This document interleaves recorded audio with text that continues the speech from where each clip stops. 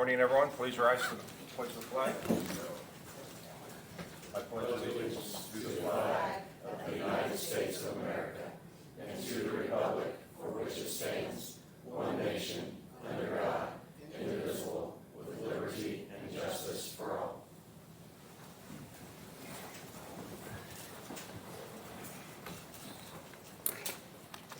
All right. First on our agenda, we're going to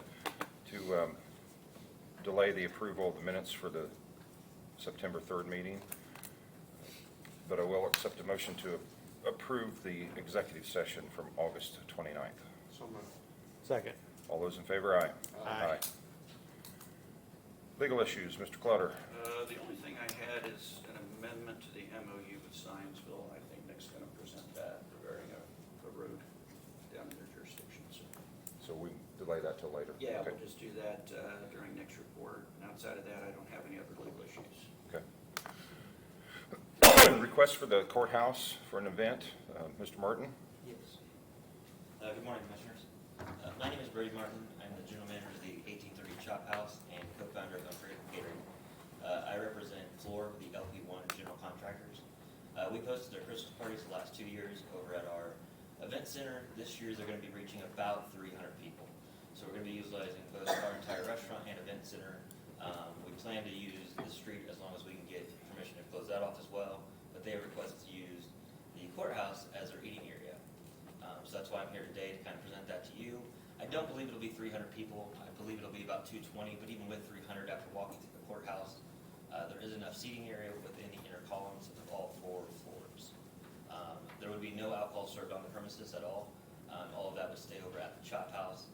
They would come over there just to eat, do awards and speeches, and then go back to the Chop House for drinks and dessert. Do you guys have any questions about kind of how that would work, or timeline, or anything that I could answer to help better propose this to you? When did you say the event was? December 7th. It's the first Saturday of December. I would need access to the courthouse probably, I would say around 8 a.m. that morning, so my team could go in and set up our table, chairs, and all that good stuff, and then we'd probably be out of the courthouse and have it cleaned back in pristine condition by, I'd say no later than 8 p.m., 9 p.m. that night.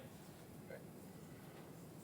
And I get this is something you guys will probably want to talk about off the record and discuss, so I do understand. I think it would be a great idea for you and me and Sheriff to sit down and talk about this, and Max also, because Max is in charge of everything in the courthouse there, the maintenance and everything, to sit down and go over this and get into more details and see what the do's and don'ts are. How's that?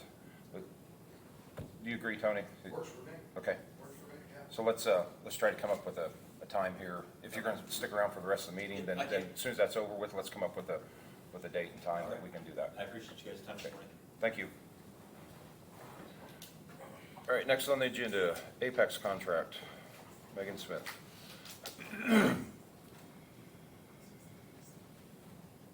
morning, Megan Smith, Human Resources Director. I have a few contracts put in front of you today. The first one is with Apex.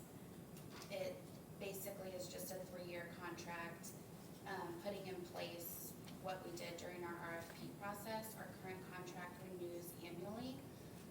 Boone County has consistently completed RFPs every 3 years for our brokerage contract, and the insurance committee recommended putting in a 3-year contract starting 1/1 of 2024 to be consistent with our 3 years since we did the RFP process in 2023. Again, our current contract is just an annual renewal. It doesn't spell out our consistent practice of doing a 3-year contract.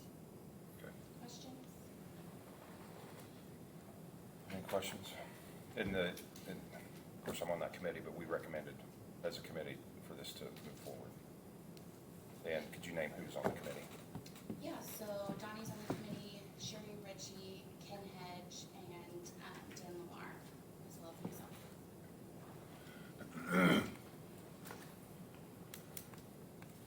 Questions? No, I mean, the 3-year contract is what we've done for, I don't remember how long ago, it goes back 14 years probably. And it was done specifically for the reason of allowing our insurance companies to get us the best deal that we possibly could.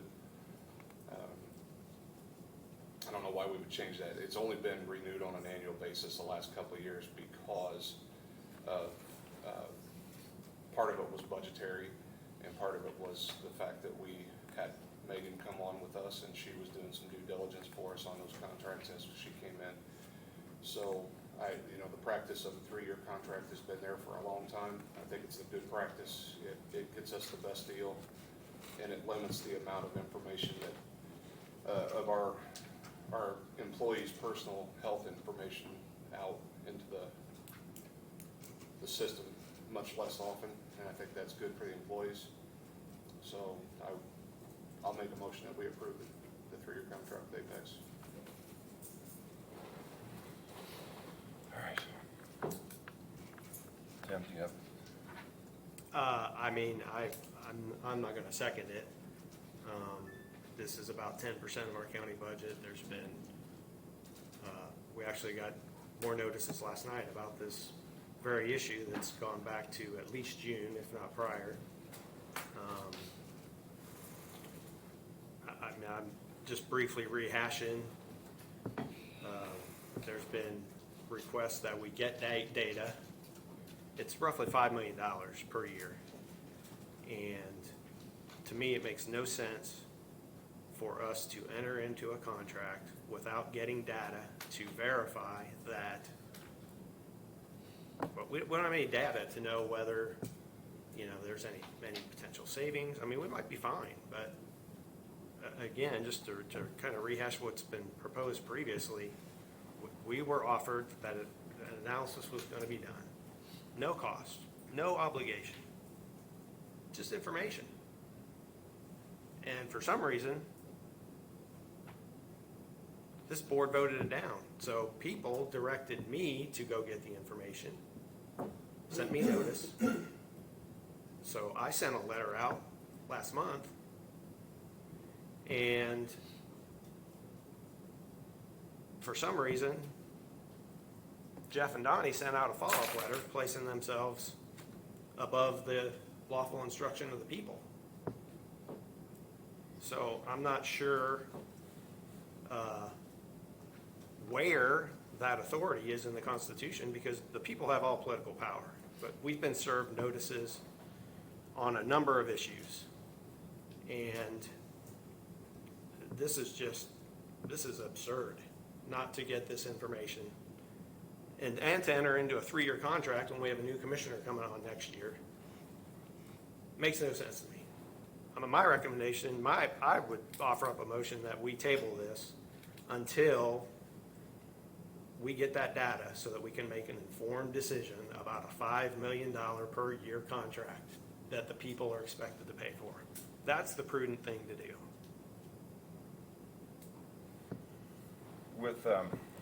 With Apex, they're our contractor that's shopping the insurance all the time, correct? Yeah, so if I can just explain, so Apex is our broker, right? So they do our shopping every year. So the other contracts that I have in front of you is one for dental and vision, one for LTD, one for an EAP.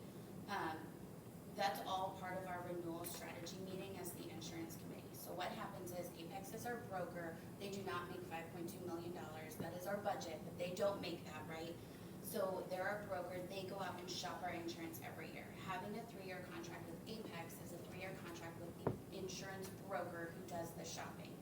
We do have annual renewals for our stop loss carrier, which is the bulk of our budget. That's the medical part. So we are self-funded, right? So we pay the first $85,000 of every member, every person on our insurance. We pay that first $85,000, and then there's a stop loss act, but I don't want to confuse anyone.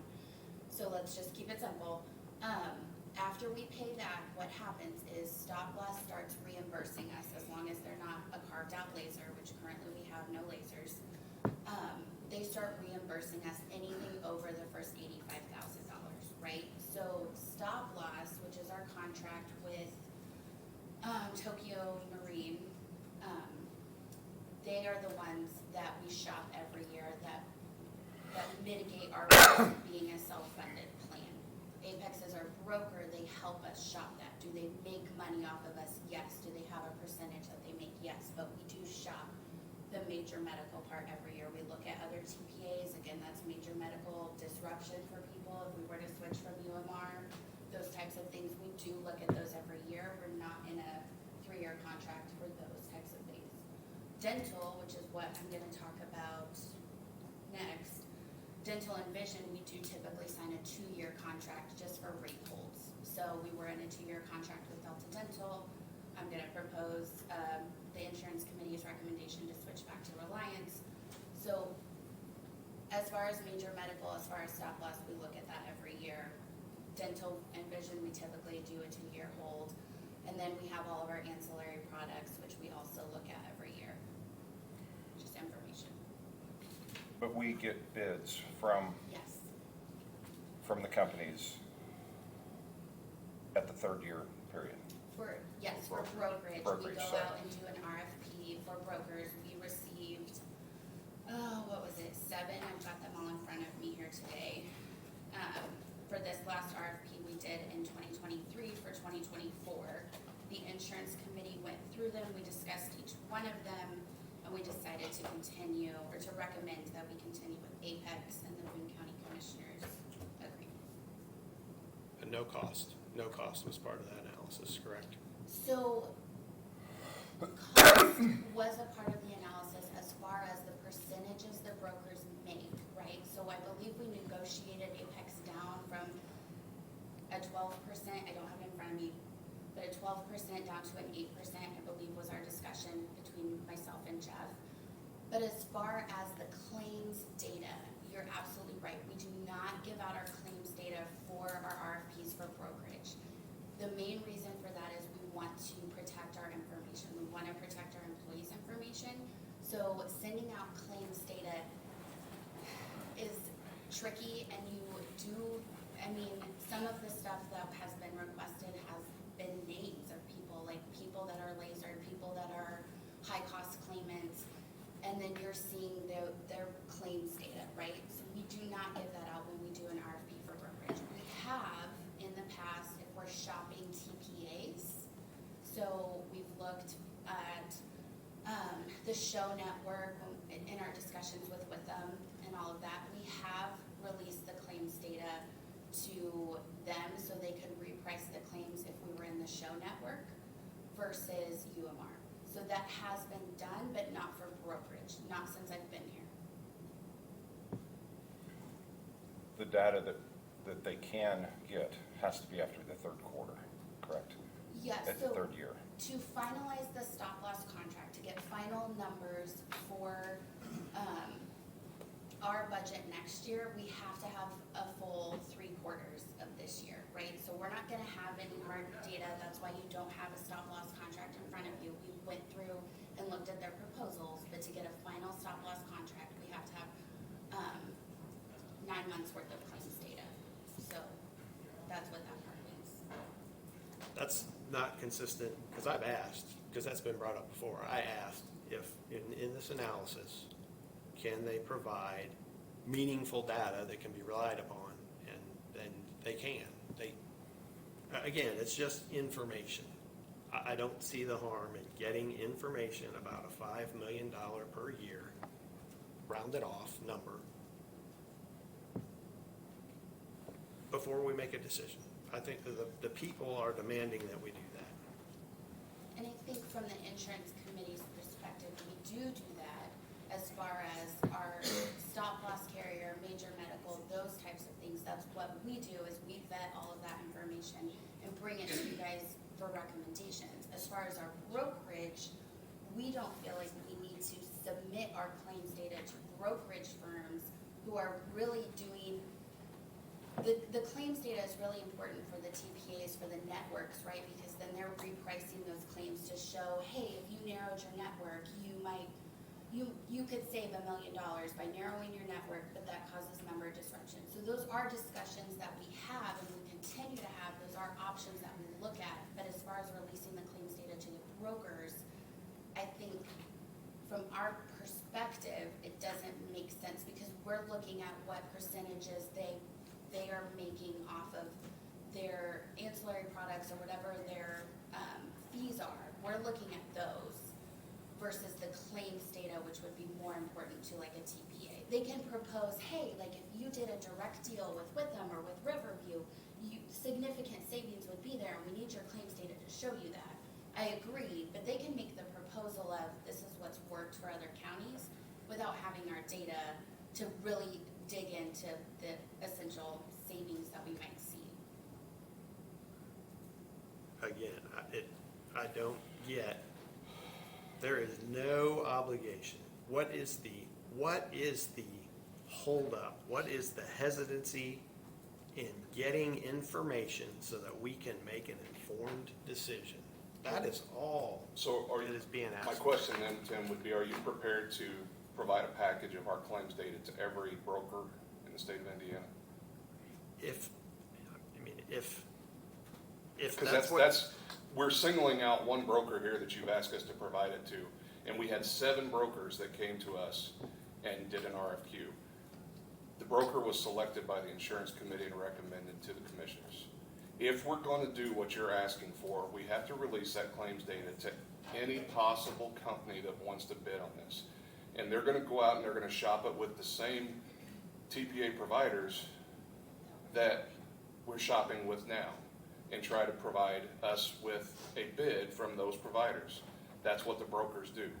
The brokers do not provide the insurance. They connect us with the insurance companies. And so what you're suggesting is that we release our data basically publicly to any broker that wants to use it. Well, that's not what I'm suggesting. I mean, that's a possibility. We've had somebody offer to do it, and if other people want to, I mean, the data is protected.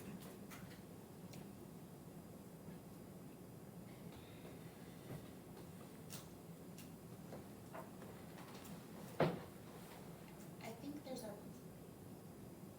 you're right, the data is protected if we have a contract and we have an NDA in place and that it's been approved by the board.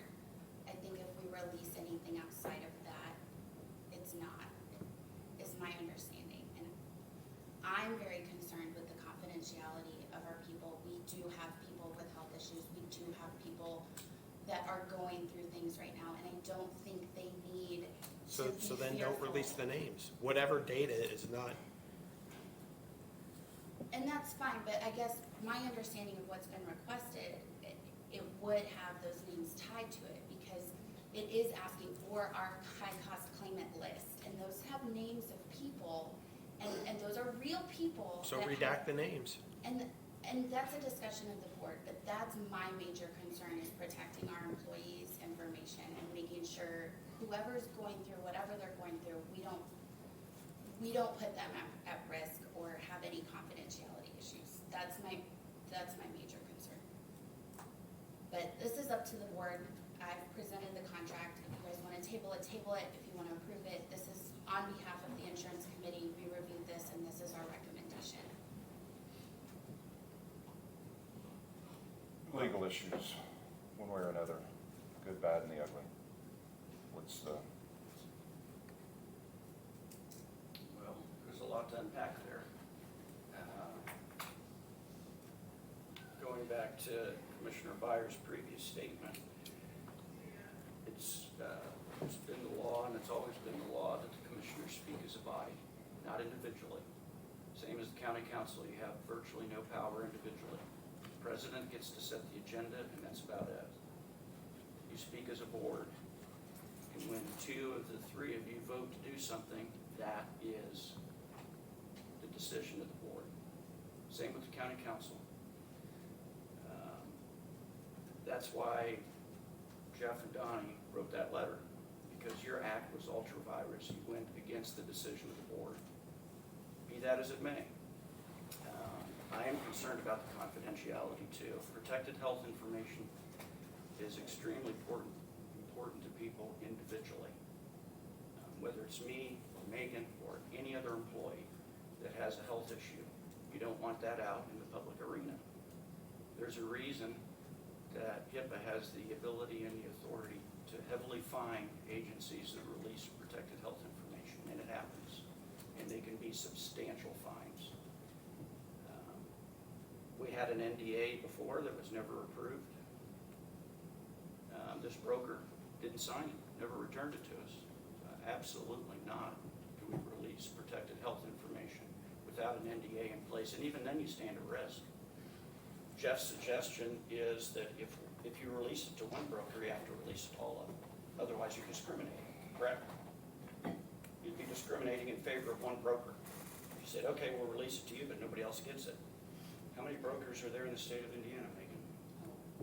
And there's a lot, and we had bids from out of state, so are we opening that up? Because Yeah. I have someone in here from Ohio, there's others that are global. Yeah. So basically, you gotta release them to anybody, anybody that wants it, and you don't know what they're doing with it. I've got a lot of concerns with it. Okay. So how do you factor cost in and protect that data? I mean, if you're redacting data that you have concerns about, I don't understand what the issue is. I mean, if you're redacting names, what's the concern? The cost is it's negotiated and it is reviewed on an annual basis. On an annual basis, the insurance committee reviews the claims for the year with the broker.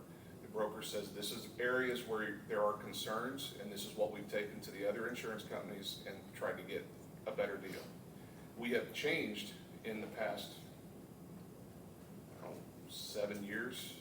I think we've changed the actual provider twice to get a better deal.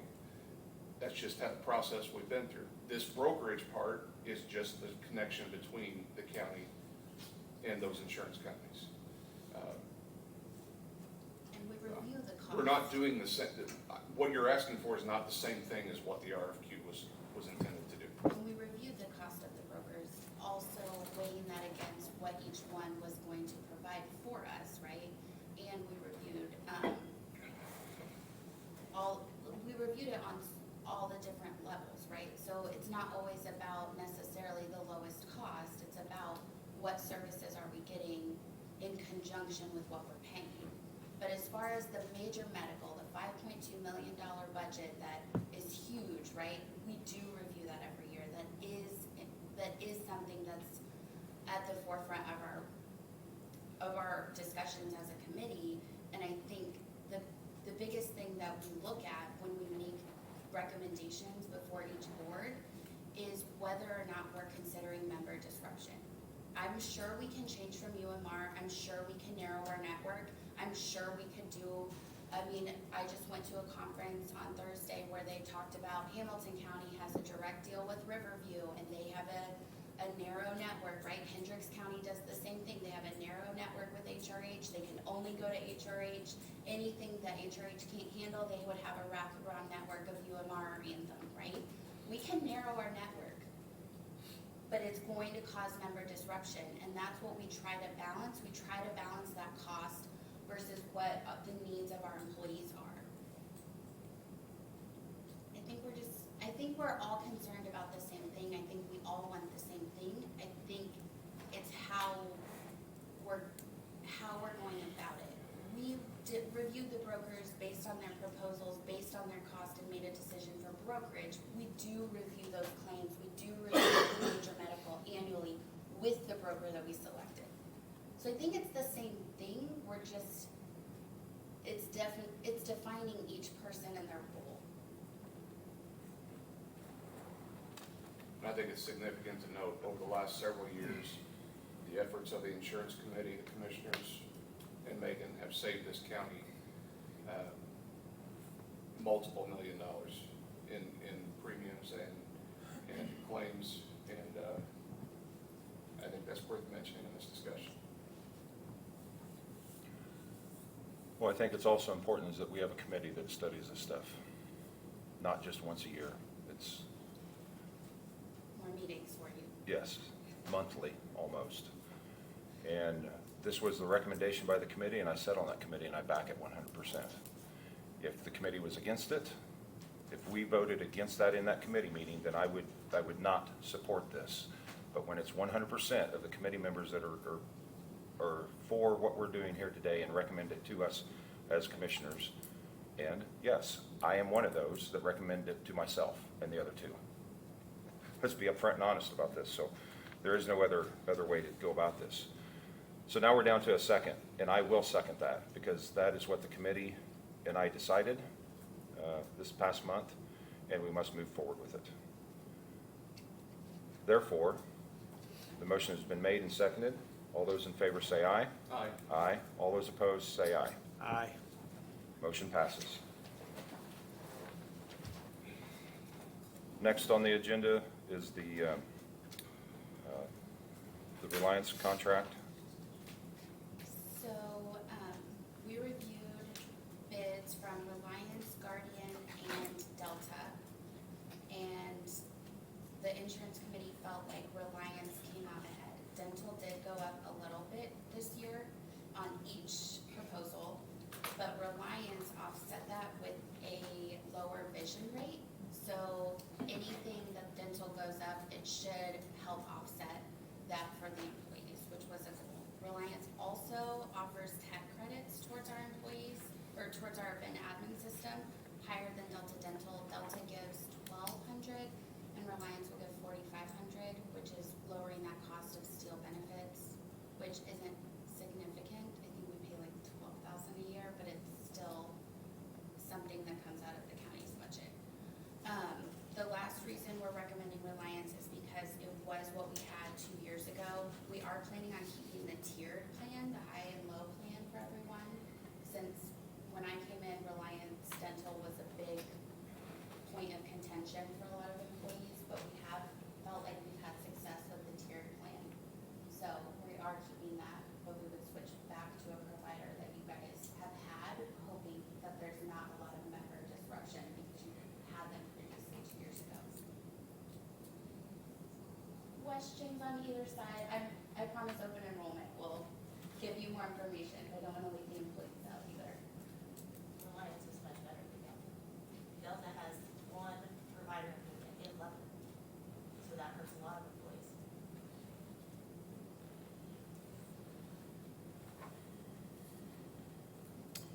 I need a motion to move forward with the Reliance contract. Move to approve. Second. All those in favor, aye. Aye.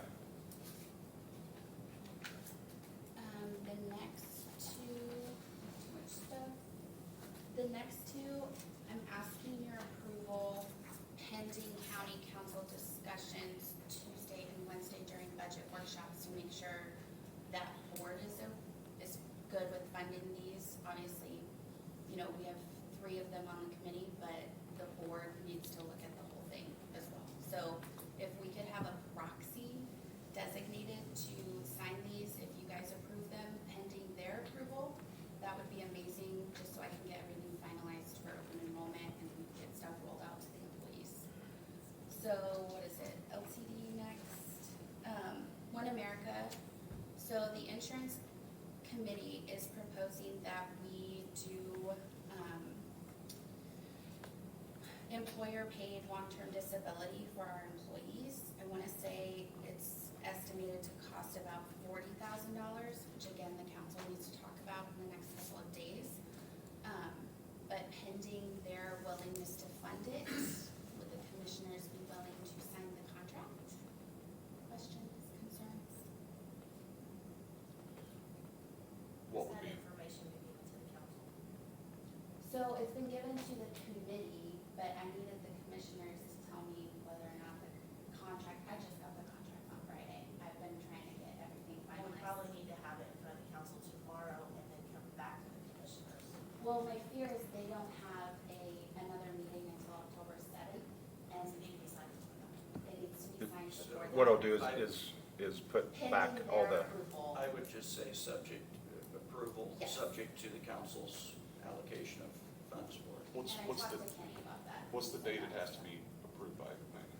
So we are wanting to do open enrollment October 22nd, but I have my vendors booked, I think the 1st and 2nd, to do open enrollment meetings because their time books up quickly. So we need this information obviously to share with the employees and make sure it's a part of all of our packets. So if we could approve it today pending, since you guys don't have a meeting until the 7th,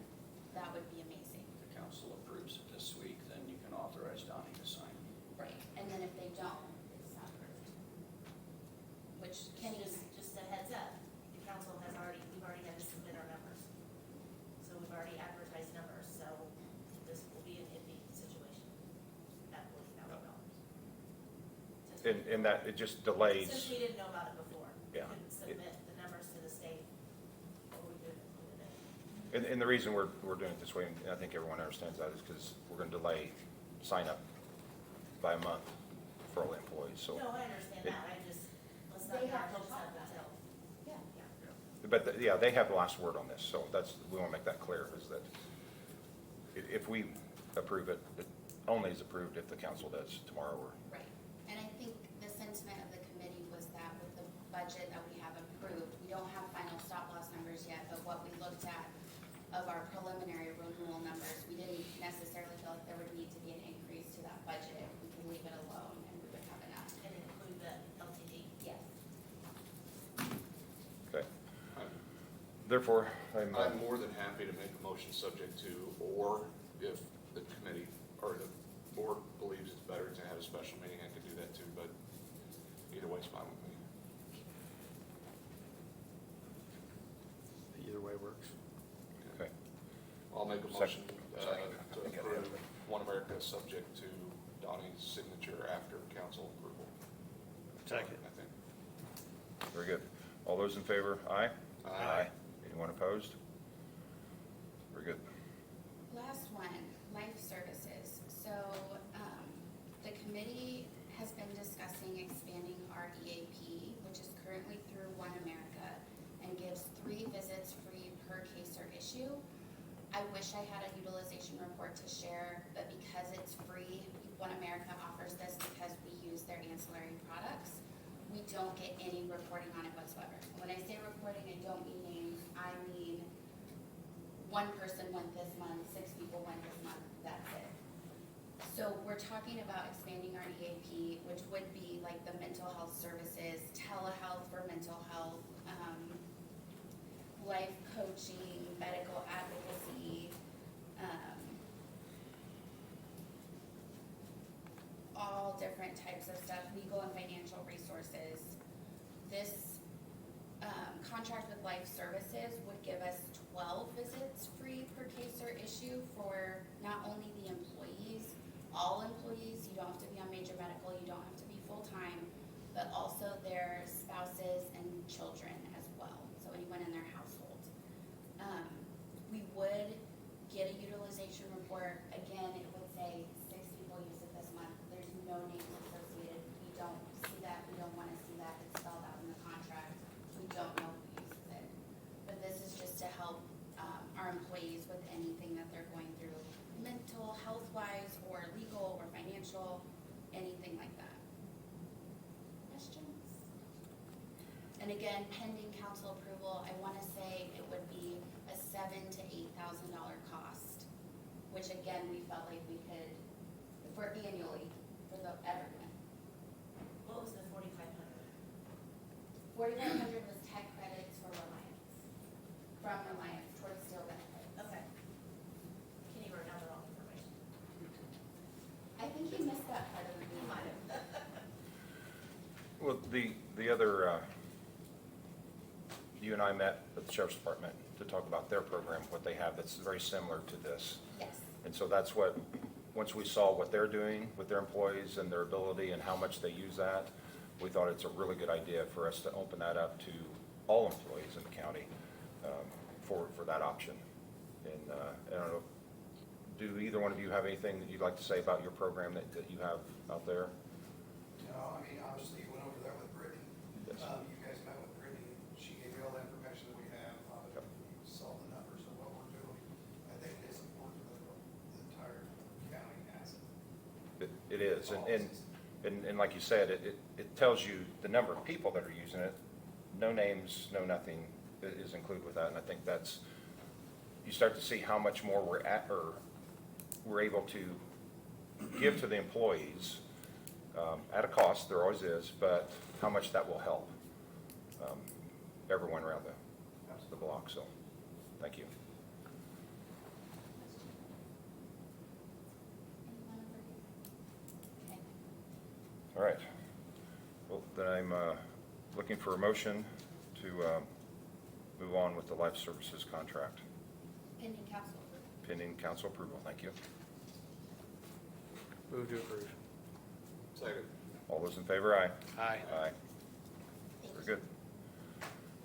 All right, next is the ARPA project list amendment,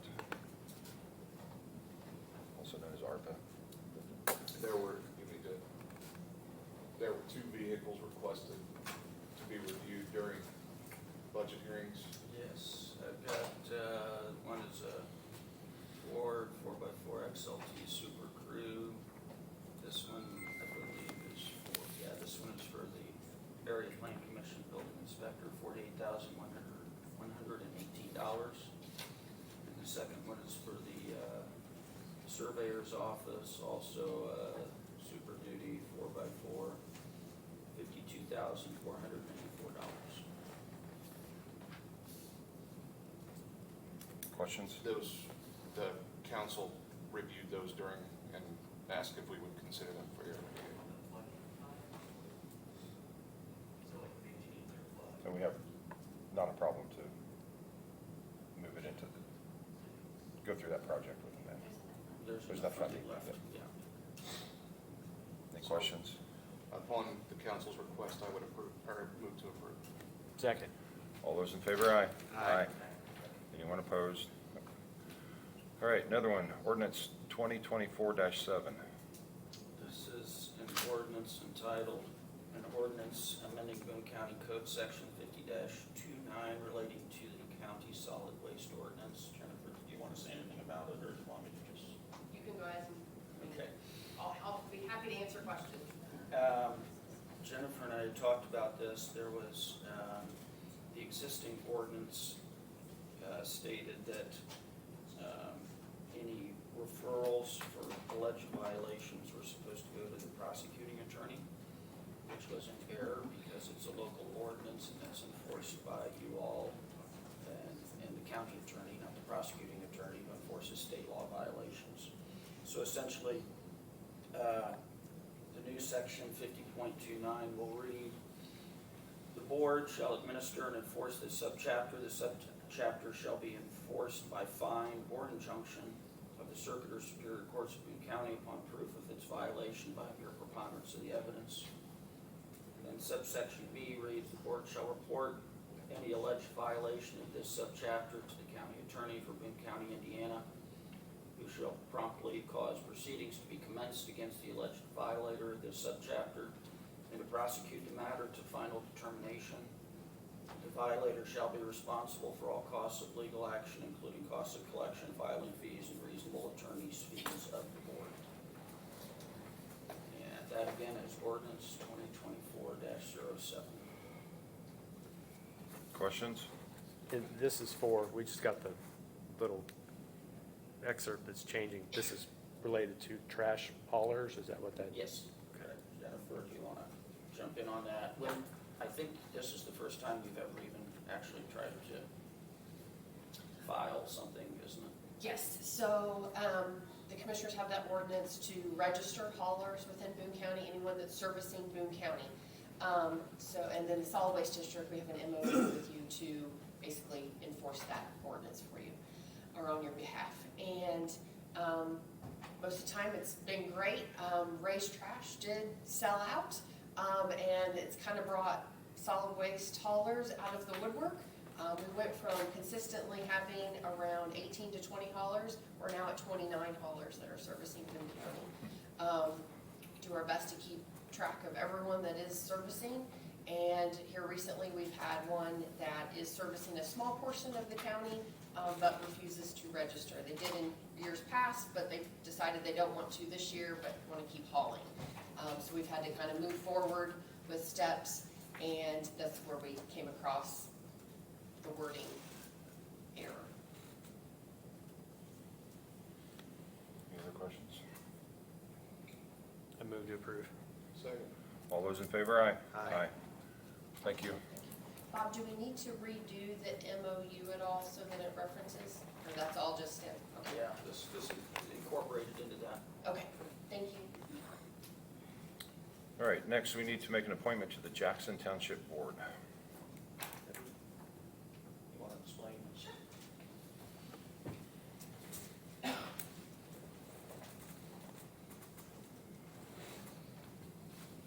Debbie Ottinger. I'm not here as the reporter, I'm just here as Debbie Ottinger, actually Republican County Chairman. We need for you guys to make an appointment to that board because at the time, they had a board member pass and the caucus was not called in a timely manner, so it's up to you to make that appointment. The gentleman whose name's on here has wanted to be on the board. He had talked about it for quite some time. The board wanted him on. Originally, we thought the board made the appointment, and so they do not. It's up to you, but he, I think, might be related to the person that passed, but has been active in Jackson Township for a lot of their issues, and so they wanted that to continue, that continuity. And the gentleman that's interested in the appointment is Randall Keith Cromwell. And he has been in contact with the township trustee, Dan Mitchell, and is ready and willing to serve. And all of the current board members and trustee are in favor of you appointing him. So again, I request a motion to appoint Randall Keith Cromwell to the Jackson Township Board to fill out the term of the gentleman that passed away. So moved. Second. All those in favor, aye. Aye. Thank you. Very good, thank you. All right, 2025 appointment discussion. Got the list, I've got a list of all of your appointments.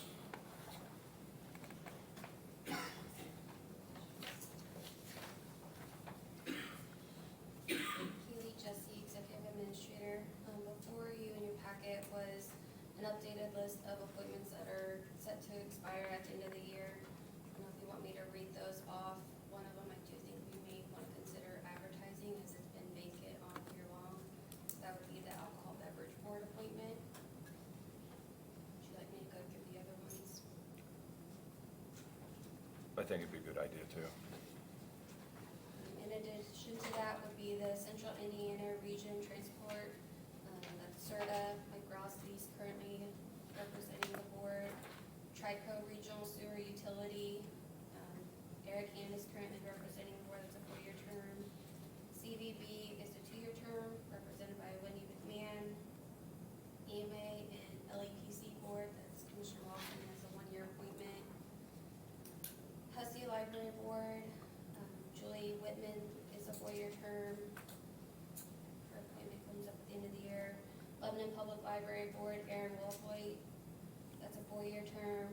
Peta Boa, Nicole Lewis, Huck Lewis, and Art Archer, those are each 1-year terms. Redevelopment Commission, we have Tom Lingenfelter, Mark Ransom, Judy Hendricks, each of those are 1-year terms. And then we have Region 5 Workforce Board, Jeff Wolf, 1-year board, or 1-year term, sorry. Region 5 Department of Planning, Tony Harris, 1 year, that's usually by sheriff anyway. And then we have Solid Waste, Matt Gentry as a 1-year term, and then the rest are your directors. Any questions? Each of these should be on the website, and then, like I said, the only one that we haven't received anything on was the Alcohol Beverage Board, but I can advertise all of these. I think we advertise at least a couple of times with a link to the website. Okay.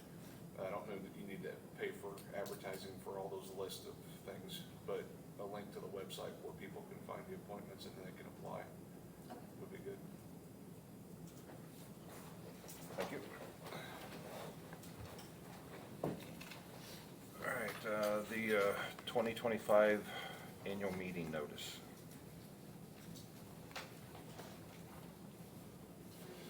Oh, sorry. Put the glasses back on. Pursuant to Indiana Code 514-1.5-5C, Boone County Board of Commissioners will conduct regular public meetings on the first and third Monday of each month, beginning at 9:00 a.m. local time. Those dates are a recognized holiday. The county offices are closed due to emergency. The commissioners will conduct their public meeting on the next business day. Public meetings will occur at the following location: the Connie Lamar Meeting Room, 105, 116 West Washington Street, Lebanon, Indiana, 46052. So that code section says that if you publish this at the beginning of each year, you don't have to post notice of all your public meetings as long as they conform to that. So, I mean, obviously, if you have a special meeting, then you have to do a notice for it, but as long as that's submitted to the local medium, posted and published prior to January 1st, you're good to go. So that's acceptable. Same meeting times that you've always had. Questions? Move to approve. Second. All in favor, aye? Aye. Aye. All right, whole business, the 2025 holiday schedule. We had some questions on the last one that we had approved. I received feedback from a couple of different office holders that felt like the day after Christmas, it'd be better to move the holiday from the day after Christmas to New Year's Eve. Does anybody want to speak to that? It's basically in honor of Washington's birthday, floating holiday.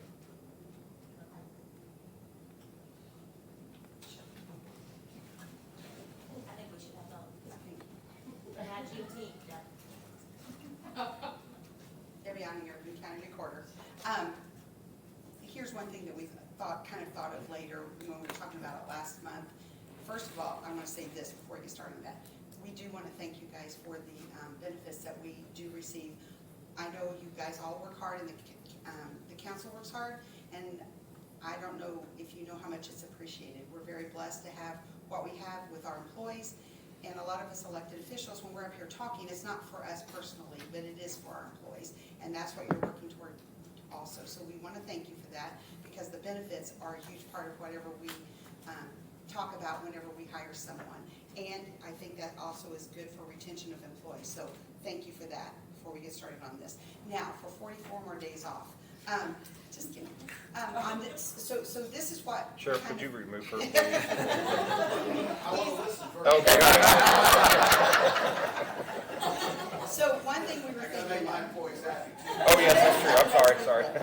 So here's one thing that I was thinking of when we were trying to kind of put everything together, is that what we would recommend is that leave the the holiday schedule the same. Now, normally we have 2 days off for elections, but we don't have that next year, which is fine. What about using the one election day for the Friday after Christmas, and then that other election day we won't use at all? So actually we're having less days next year than we normally do, which is fine.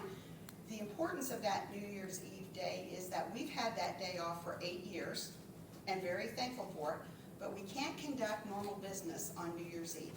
We just can't. The clerk or the auditor's office is required to do certain things that we have to get to them before that, and so none of us conduct. And I think that would be harder on a taxpayer coming into the courthouse and finding out I can't pay my taxes, or I can't pay my child support, or I can't buy a copy from my office or or record any documents, or go to the auditor and do the same thing. So by keeping that consistent to me and to other people that I've talked with, and I've talked to other people outside the courthouse, outside of being employees, it just made more sense for that to stay in place. Then if you wanted to provide that day after, on that Friday, that's not ever gonna happen again, probably for 4 to 5 more years. And at that point, we don't know if it would even be necessary. It's a nice gift. If you chose to do that, we would be very grateful for that. But changing New Year's Eve for just about everyone would be way more confusing and more difficult for everyone involved than if we just left that alone. So there's just a couple of things that we were thinking of. We still would have less days off in 2025, and everybody is more than fine with that. So if there was an extra day you wanted to move, that extra election day would work, but we still would have less days. So that's one thing we were just thinking about. Well, my first reaction to that is that next year, no, I shouldn't say next year, in 26, if I look at the calendar, Christmas is going to be on a Friday. Right. So there is not that So, extra day. exactly. So- Yep. Or if it happens on Saturday or Sunday. Right. That counts. Right. We get if it's on a Saturday, we get Friday. If it's on Sunday, we get Monday. Yeah. There's no extra days. The other portion of that is, wait a minute, you've spoken, you got me all mixed up in mine. I don't, one thing that I don't want to do is, I don't want to name things to pull them out because we don't have any elections. Let's not use that Okay. as a pulling out, Okay, because then you only have one election day the next year. Just kidding on that. But if we're going to do that, then we it's just, it's an extra day. sure. Instead of using election days.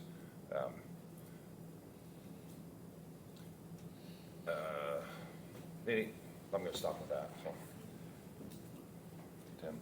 I mean, if it makes sense to move the 26th to the 31st, then I mean, I don't have any objection to that, but I think that's really the question is, does that day get moved or not, to me? But you're providing information to us, yes, that, is that you want both those days. Well, it would be great if you chose to do that. We were it was very nice to see that. For everyone involved, keeping New Year's Eve where it is, where you guys have always done that. It's not like, and I don't mean the terminology, we're not getting that as something extra. We've always had that. The extra would be the 26th, if that's what you chose to do. So that's what I'm saying. It still would be less days, but please don't change New Year's Eve because of the fact that that's what the community's used to, that's what the employees are used to. It just works better because you can't do business anyway. We're gonna have an open building where people will come in, and if they think they're gonna be able to do something, they're not, and it's just gonna be an open building. So to me, I would just leave that part of it the same and not change that. So if you decide the 26th, that's just something that you would, if you wanted to move another day. New Year's Eve has always been there, and you've not used that, I think, as a different day. Well, Or Juneteenth and put it on Friday. On one other thought of that is that it makes sense to me for the day after Christmas on a Friday.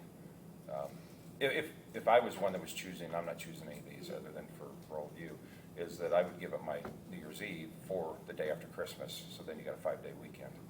I understand both those because of how you can and can't do business on those days.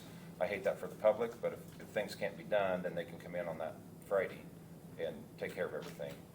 I would hope that, and please tell me if I'm wrong on this, if you can't come in the last day of the year to take care of it, are you penalized because you come in the first day of the year? Debbie Yeah, explained 5 that. days. There we already. go. Yeah. That's what I wanted to hear, because I thought that was right. We talked about this, at the last meeting, and I just wanted to make sure. We have 5 days, and we have to have everything posted by the 30th, because the 31st has always been a holiday. So everything that's posted as of the 29th is what goes to the state. Our year ends normally on the 30th, because we're the 31st, sorry, because we're not here. So, Can I ask you a question, David? I don't know what that state law or rule is. I don't know that there is. Okay, so the reason that we end our year on the 30th is because we've had 31st off in the Yes. past. Yes. So you could actually technically end the year on the 31st. Well, but we still have to have everything posted on the 30th, because the 31st, everything won't hit the bank until the 1st. Right. So we have to close our year on the 30th at 4 o'clock. But you're still good to come in on the Yeah. the Oh, yeah. first, or the Yeah. second, actually. As far as the property goes, that doesn't change. Yeah, there's no People can come in penalties. and file deeds and that sort of thing, that goes with the calendar day. It's our financial software where EFTs, grants, they all have to be posted by the end of the year. It's always been the 30th, because we've always been off. That also is the treasurer, so it's kind of working a triplet. Whatever she takes in comes to our office. If it's money, we can't necessarily deposit it on the 31st, it's not gonna hit till the 1st. And And then then the treasurer looks- has to make that deposit match ours. And so if you don't wanna do the 26th, then please keep New Year's Eve, take the 26th back and just leave it like it always has been, and we just won't get the 2 election days. Honestly, New Year's Eve makes it easier for everyone, because then the following year, you're gonna give New Year's Eve back. Because, because if there's an election year, if you've gotta do something, it would be better to take leave New Year, don't you agree, leave New Year's Eve where it is, and then, I mean, if you don't wanna give that extra day, the 26th, I mean, honestly, for everyone involved, New Year's Eve being closed makes it better for the public, it makes it better for the offices to get their books, and make sure that all of our books are matching up with those days, with that day. One other comment on that, I would think, and I'm big about saving time and money and all those kinds of things, is that day after Christmas, you're all gonna be here, and you're not gonna see anybody. I mean, that's pretty much the way it's gonna be. You don't wanna see each other for another day, make that a 5-day away from everyone, so I see that is that, to make that a long weekend this year, where it won't be next year, won't be the following year, those kinds of things of doing that. And everyone has a different perspective on what they want to do on New Year's Eve than to come see any of us. So I didn't say you, I said us. Oh, I know, but I'm mean, just used to it it's a- already being yes. closed. For 8 years it's been closed. So, I don't know, I think it would be more consistent to keep it closed so that people know. In the following years, like, is it open, is it closed, that type of thing to go on. Okay. All right. Do I have to ask advice of the legal counsel on this? All right, gentlemen. It's up to the decision of the board to create one more day, which would be basically what I'm saying. I'm not trying to, but to add New Year's Eve to the agenda that we had already passed last agenda. Or change it, The- like you said. The schedule, holiday schedule at our last meeting. So all they're asking us to do is add that one more day, which Well, is, just to go back to the history of how we've always done things here. In the year of non-elections, we've had 14 holidays. In the year of elections, we've had 16. And that's been consistent for, I can't even begin to tell you how long. Debbie, you probably know better than I do, but it's been a long time. Yes. And so adding a holiday, I think, is challenging from the public's perspective, since a lot of our public will be at work that day. So, I would have a hard time. The state doesn't honor that extra holiday. They have 12 days next year. I have a concern that going into the future, the federal government has considered making Election Day a national holiday so that people can vote consistently. And so there's challenges to what happens then if that becomes a national holiday for people to be able to vote. So adding a day is tough for me, but I'll go with the opinion of the board. So the state gave Washington's birthday for the Friday after. But they still only have 12 total days, right? Yes. And then the federal holidays have Juneteenth and Christmas Eve. And I don't guess know- my I don't know how many confusion total comes from, days they we've al- have. You've always given us New Year's Eve though, as part of that 12 days. Well, we or have- 14 or 16. We have for a lot of years. I mean, I do remember when it wasn't. Right. And the city of Lebanon has 16 without election days, for 25. your thoughts, Tim? I'm just gonna pretty much echo what Jeff said, that, if it makes sense and to me, if it makes sense, if New Year's Eve makes more sense than the 26th, then I'll just go ahead and make a motion that we move Washington's birthday, the floating holiday, from December 26th to December 31st. I'll second. All right, it has been moved and seconded to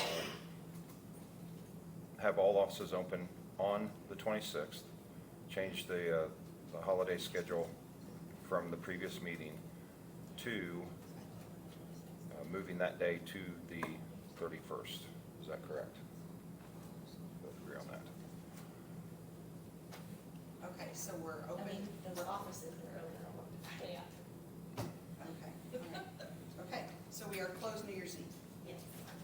And we're open the Not yet. 26th. There's still a vote to go through on this. Okay. So, Thank you. well, just telling you there has to be a vote, yeah. All right, all those in favor, aye. Aye. All those opposed, aye. Aye. Motion passes. Staff reports. Area plan. No one here. Max, do you have anything for us? Do a quick project update if you like. Please do. Fast.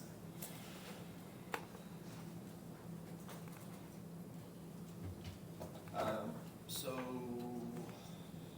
the Boone County Justice Center project, we conducted our 82nd owners meeting. Project is still tracking right about 80% completion. We continue to stay on budget and on schedule. We're up to 130 days without a recordable incident on site. Hagerman is still pushing cleanup of the site, along with PPE and stuff for their employees. I guess they've gotten a little lax as the building starts getting more complete. Everybody gets more and more comfortable inside the building, so they are pushing pretty hard on that. Couple of issues that we've worked through. First one is shooting range, the long range at the sheriff's department. After we reshaped the sheriff's department had some concern, rightfully had some concern about possible debris behind the surface of the range. So we're going to have APEC come out and do a ground penetrating radar. They'll be out this week to perform that and let us know what they find. Don't really anticipate anything. We just moved material up, but hopefully we can, liability-wise, we'll have that out there and we'll know that we're safe that way for ricochets. The other one was this week, most of you probably already know, the phone lines got removed from site by our contractor. Everybody on site was under the impression that those lines were abandoned. They weren't showing up on our dig tickets and everything else as we started to dig in that area, and it took down the phones and radios in dispatch for a little over 24 hours before we were able to get that fixed. So those are a couple things that we had happen, we've worked through. We will be starting paving soon. We are going to get the entire site to binder, and then in the spring we are going to put down that top coat of asphalt and make it all clean and fresh in the spring. That will cause some problems on site with traffic. They're going to have to close down the main entrance for a few days when we mill and widen that main entrance. So that'll be down for 3 days, and we'll communicate with the Sheriff's Department when that's going to be. We have started coordinating deliveries of owner supplied equipment, so we should start seeing that stuff probably October. We'll start seeing our first deliveries of our owner supplied equipment. They do have all of our rooftop units, all of our HVAC units up and operating for units A and B. As soon as we get unit E and C all dried in, we'll start those units up. Still on track for our turnover of the kitchen and infirmary in October. We did have hood inspection and a preliminary walk with the health department scheduled for last Friday. That got canceled due to some unforeseen electrical issues with the hood, so that's going to get rescheduled hopefully this week. And they continue to get flooring. Actually, the epoxy floorings and wall coatings went up in the lower level of Unit C, which is the coroner's office and autopsy suite. They are getting flooring installed in Unit B, so if you go upstairs in Unit B, it now has flooring. Getting to final paint in there as well. And casework and all of our finishings are starting to be installed too. That's pretty much all I have for now. We are working with the City of Lebanon Utilities as well to get the Lebanon shooting range water reconnection. So that's all I have, unless you guys have any questions. Questions? All right, thank you. Thanks. Health Department, anything? Thank you. Human Resources, already took care of everything there. IT, over here. And now to Nick on Highway Department. I asked Nick if I could jump real quick in front of him, because I've got another meeting to go to. But I spoke to you guys this morning in regards to the drainage board and the road cut permit for State Road 38, because it kind of goes in with Nick. We're kind of working with him on that Trahune project.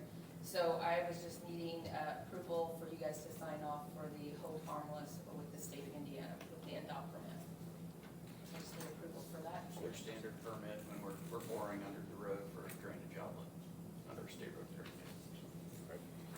Move to approve. To your Second. signatures. All those in favor, aye. Aye. Kaylee, can I get that from you later?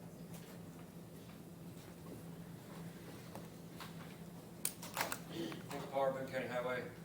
The first item is that Bob referenced earlier is an MOU with the town of Zionsville, modifying the agreement we have with them to maintain the roads in the rural area. There's a section of what's known as Whitestown Road, it's along Sycamore Bend subdivision that is currently in our jurisdiction. Just the stretch in front of that subdivision has not been into the urban area. The town has a desire to place a trail along the north side of Whitestown Road, immediately adjacent to the existing pavement, and there will be a curb in between the road and the trail. They have already worked pretty fast to get this project to letting. We had some concerns about the speed of traffic and the location of this trail in the existing right-of-way, a culvert that it runs over the top of, the space in which they're putting it in, a gas line that's buried in there. And we wanted to, get some comments and concerns. And one of the options they presented was that they would just take responsibility for it and the roadway and the right-of-way along that one short section of road. We see that as an opportunity to get out of the maintenance of a road that is otherwise maintained by them on both ends, and we will still maintain the streets in Sycamore Bend because it is not part of the urbanized area. Their contractor mistakenly resurfaced this roadway, this piece of the roadway last year. It was not part of our paving project, and they were paving both ends, and the contractor went right through and paved it all anyway. So they've already incurred costs for the maintenance of the roadway. This would just formally put them responsible for the trail, the culvert that's there, and any of the work that's done part of this trail project. So Bob worked with their attorney to modify this existing agreement to add this section of roadway. I've reviewed, it's an amendment to an interlocal cooperation agreement that we've had with Zionsville for a while. We recently did an amendment on Marysville Road, where they're building, that new subdivision. Wild Air. So you did an amendment so that that transfers into their jurisdiction so that they can take care of it. And this is the exact same agreement. So just has the exhibit showing this section of Whitestown Road will be under their jurisdiction. So I would recommend your approval. Move to approve. Second. All those in favor, aye. Aye. The only other item I had to discuss was the Bridge 84. The project letting was last week. It's an NDOT project or federal aid project. And we had 9 bidders. It was a quick review through a lot of those NDOT bids. We had the most bids of any project, basically. Our staff has been out soliciting bidders and letting them know the project is out there, and some of the items that are listed in there, being able to build it in the wintertime and trying to get some contractors. And there's a few bidders that are under the estimate. NDOT is still looking at the bids and making sure everything is balanced correctly and the bidders are qualified to bid. So we do not know the total bid amount that we're going to be responsible for. But even if it's one of the 2 low bidders, we're going to be running under the amount that we anticipated paying for this project, which is a good problem to have. Along that, we would need to reallocate some ARP funds likely, because that was going to be some of the money that we were going to be matching. So I want to bring it to your attention now, and we get that amount, what it's going to be, reallocating that. We know we're going to need additional funds for some of these small structures that are along the ditches that Carol's doing the dredging. Some of those are coming back larger than anticipated, so we have a place we'll be able to make sure that it gets under contract this year. We have 6 small structures coming into bid in early November. We'll be bringing some agreements for bridge design. So in the next few meetings, we'll have significantly more items for consideration. That's all I had. Very good, thank you. Elected officials.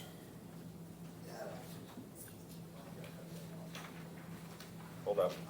Ladies first. Thank you. Debbie Crown, Boone County Auditor. I had sent an email back on September 5th to the commissioners, to Bob and to the council, requesting ARP money for our federal portion of the audit, and I never got a response, so I'm just here to get a yes or a no. Was it part of your budget? Well, no, it comes out of county general funds. So you don't budget for that on an annual No, basis? we have to pay it with property tax dollars. Well, yeah, I but mean, you don't no, put it you comes don't out put of- an annual amount in your It comes out budget. miscellaneous. No, we actually, it comes out off our settlement dollars, and we do that for everybody. So every entity that gets an audit, we get the bill, and then we take it off of their settlement money in June or December, depending on when the audit happens. So we pay it, and then, So, just for question, why would it be different this year? well, I'm just trying to save taxpayer dollars of $25,000. Because they say that they can pay the federal portion with ARP money, since it's a grant. I mean, if you say no, it's not a big deal to me. No, It's I'm- not my budget, so I don't, It's not that I don't agree with you, I'm wondering, we just gotta vet it and make sure that Yeah. there's not a better place for that money first. I mean, Before we yeah, do it it, just has to yeah. be paid out of county general miscellaneous. But we could do that right at the end of the year, right? How soon Well, I would have you, to pay it then. when would you need to know? Well, we got the bill last week, Aaron, so we really ought to pay it before the end of the month. Okay. That's why I sent the Yeah. email on September 5th. Yeah. Doesn't matter to me either way. I just know that after the vehicles, you have about $110,000 left in the ARP fund. So unless you have it going somewhere else, that's what I'm asking for. Well, there are other requests that have come in, but to me, this is an annual ongoing expense, and it just, that's not typically what we would use That's ARP fine. money You can for, just say but no, it's yeah, okay. but I'm open. Doesn't matter to me. I just need an answer. I mean, we got a lot of unknowns on bids coming in that are on that list and so on and so forth, so I mean, we don't even know if we're gonna have it. I mean, Right. No? To me, I would say, I'm a no. I'm Okay. gonna make a motion that we don't approve it just That's fine. simply because it's Just an let me know. annual ongoing expense. I just needed an answer. So, Thank you. thanks. Second? Second. Second, all those in favor of the motion, aye? Aye. All right, any other elected officials? Oh, Kevin I'm sorry. Van Boone County Council. Yes, sir. First and foremost, thank you to the insurance committee for coming together and taking care of all of the insurance problems and concerns with respect to the employees of Boone County, Indiana. Thank you to the commissioners for coming up and making a motion to get this approved, keeping everything in place. With that being said, there were some of us in the room that received an email over the weekend with respect to my voice or anybody else's voice in this room being heard. At the end of the email, and I'll use the word eloquently, all responses not sworn under penalty of perjury are non-responses. If remedy as instructed is not given, the people to whom you swore an oath will recognize it as being done purposefully. Please show within 5 days, and it mentions about the attorney. Any response from an attorney not directly addressed by this notice will be considered a non-response. All responses not sworn under penalty of perjury are non-responses. I'm not under any perjury or sworn in. I've not been sworn in. However, because I'm an American and I live in the greatest country in the world, the founding fathers of this country come together almost 250 years ago and said that we do not live in a democratic government. We live in a democratic republic government where we as the people get to elect those officials, put those officials in place all across this country. Small businesses, medium businesses, large businesses, put boards in place to make decisions for their employees. The difference between what you guys and what they do is we're all represented by them as elected officials of that insurance committee. We're all elected, we're all represented, and I don't have insurance with the county. I do it through my work where I retired from. But all those employees that do, you're represented by your decisions. Mr. Clutter spoke it very eloquently. He said, decisions are made, and we get to make those decisions, and when the decisions are made, we can agree to disagree. There's going to be an election in November. Some people in here might vote for President Trump. Some people might vote for Vice President Harris. And the cool thing is, because it's a democratic republic, whoever we decide to put in place, contrary to what it says on the email here, our voice is heard. This country gets to be led by people that we either agree with or we disagree with. And the cool thing is that if you disagree with it in this country, we as the people, we can go out there and find Mary, Joe, Sally, it doesn't matter who it is, and say, hey, we want you in that seat. So my suggestion to this individual, whose name publicly is Rachel Weaver, is for Rachel Weaver to work real hard to put those people in position that sit on those boards, that sit in county government. If she wants that change, make that change.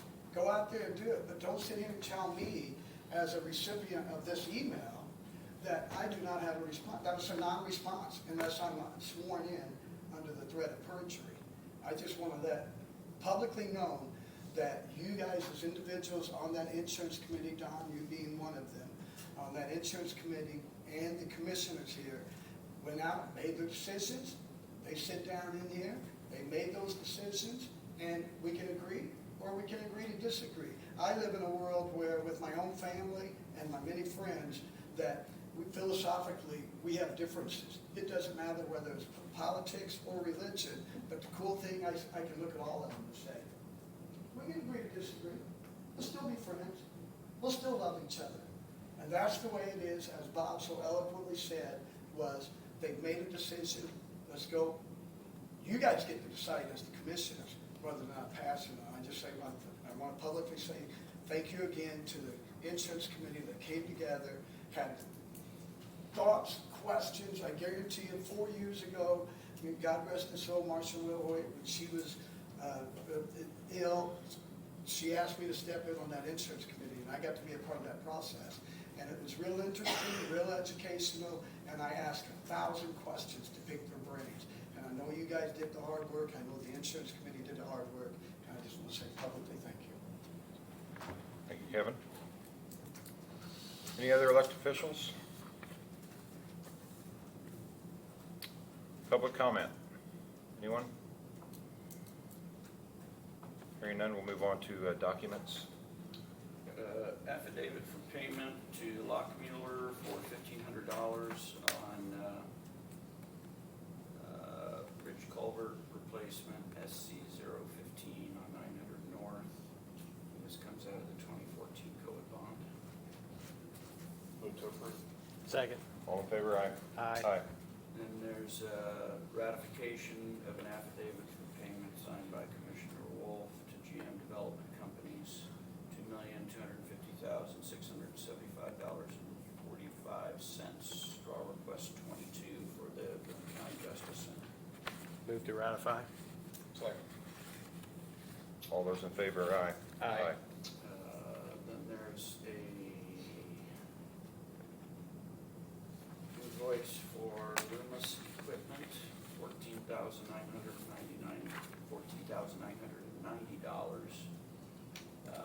for the Sheriff's Fitness Room, Unit A, and that will come out of the jail.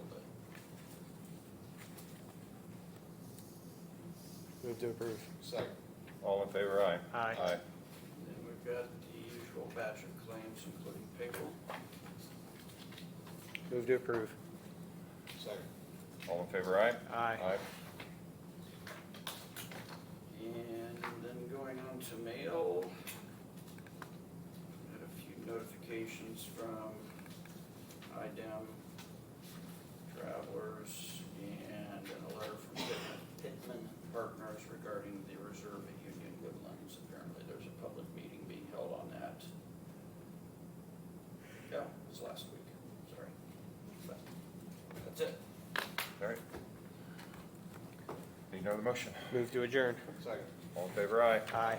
Thank you all for being here today.